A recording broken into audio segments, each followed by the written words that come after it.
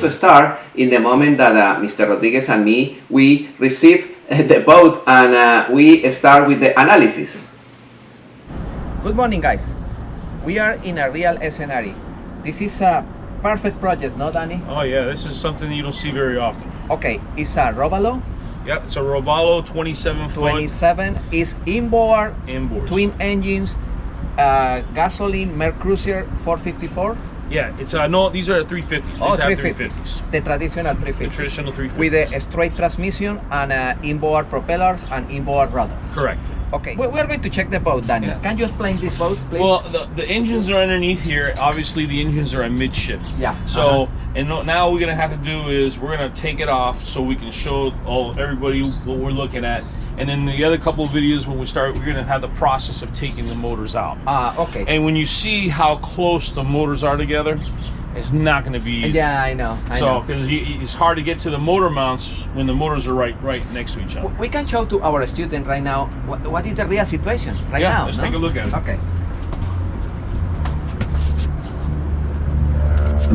All right, that's the console. And Glenn, can you hear? Danny, look at this. Yep. The only thing that's holding that motor is the other motor. Yeah, look at the stringers. Look at the stringers are completely hollow. The water destroyed the stringer. The stringers are full of water. Both of them. For that reason, the motor mounts in this engine falls over the other engine. Absolutely. No? Oh, what happened here, Danny? So here you have it's bucking because the stringers are. Remember, the stringers hold the boat straight, and when the stringers go bad, when you hit a wave, the boat flexes. Can you touch, please? Yeah, right there. Oh, you see. nice. And here too. Oh, and this is an indication of what? The stringers. The hull's starting to flex, and so what happens is when it flexes, the Jelco starts cracking. It starts showing where the flex is. This is exactly the same like in a car when the chassis is broken. Exactly. It's exactly the same. And you have the same identical one on the opposite side. Okay. So you know it's buckling. Those are the engines, Mercruiser 444. These are actually marine power. These are 350s. 350. 260 horsepower apiece. Okay. This is the old style, has the Holly carburetor. They normally don't come with a Holly carburetor, but some people change it out. I like the Rochesters, they're easy to rebuild. Yeah. But the Holly carburetor is fine as well. The only problem with I see with the Holly carburetor that I used to have on my boat, that always blow out the power. I have the same problem in my boat. Yeah, pour out. All right. This is a cooling system. First water cooling system. Okay. And the nice straight transmission, Bob Wagner. A water transmission. I love it. Look, that's the problem, no? Yeah, look at how it's all corroded. Corroded. Look at the manifold also. Yeah, the manifold, you can see where the manifold is leaking. It's leaking.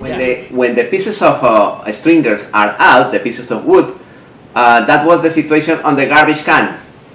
Alvin, this is the material that you remove from this boat. How you find the material? Completely sacked of water?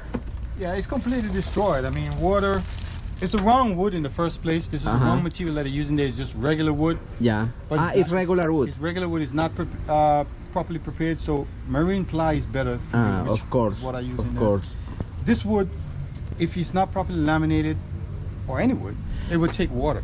Because according with the video that we have on the screen right now, you are preparing the plywood with fiberglass. Yes.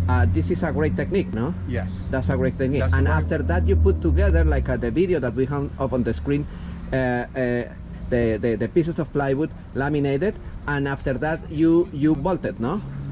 I screw them in, but this is marine ply. This is marine not plywood. Just plywood. It's correct. Marine ply, laminated, and each individual one of them is screwed in with after being laminated, it's screwed in, and then you keep doing them until you get the amount that you want. What is the idea? You want to reinforce? Yeah. You want to reinforce the ball head? Yeah. Both of them, no? Yeah, both sides. Okay, you put a piece of plywood. Yeah. And marine ply does not plywood. Marine plywood, correct. And now you cover it with the mat. Yeah. And you laminate again. Yes. Okay, in both sides. Yes. This You is laminate both sides so you protect it. correct. And after that, you continue with the stringers. Yes. Okay, What I'm doing with these stringers, because they were so low, they didn't build them up to here, so I put foam, high density foam here, So I'm going to sit the stringers on top of these. Ah, correct. Okay. And now, after that, we are going to cover it with resin everything, and we are going to paint with the Mills coat paint.